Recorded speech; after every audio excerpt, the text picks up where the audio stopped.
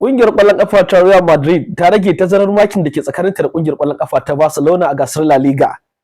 inda tazarar makin yanzu ya dawo zuwa maki 4, kuma ƙungiyar ƙwallon ƙafa ta Real Madrid tana da wasa ɗaya a hannu, abin da ake cewa kwanton wasa, wanda idan ta samu nasara a wannan wasan tazarar makin zai koma maki 1 tsakaninta da ƙungiyar ƙwallon ƙafa ta Barcelona. Madrid din ta samu nasarar rage tazarar makin ne bayan da ta doke Leganes da ci 3-0, ƙwallayen da suka zo ta hannun ɗan wasa Kylian Mbappe da kuma Jude Bellingham wanda ya jagoranci ƙungiyar a matsayin captain a yau, sai kuma ɗan wasa wato Jude Bellingham dai ya jera wasanni biyu a jere zuwa yanzu yana samun nasara bayan da ya shafe lokuta ko kuma ce wasanni ba ga ɗan wasan ya zira ƙwallo ba a bana. Haka wato shi ma nasu bangaren Kylian Mbappe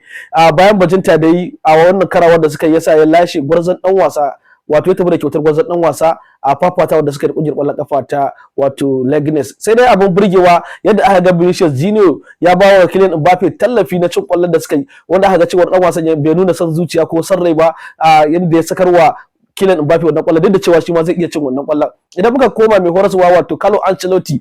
a kungiyoyi guda 28 da ya fuskanta a gasar La Liga, duka kungiyoyin ya yi nasara a kansu kamar yadda ƙididdiga ta nuna wato daga mai horaswa na kungiyar ƙwallon ƙafa ta Real Madrid. Shin kuna ganin kungiyar ƙwallon ƙafa ta Real Madrid za ta iya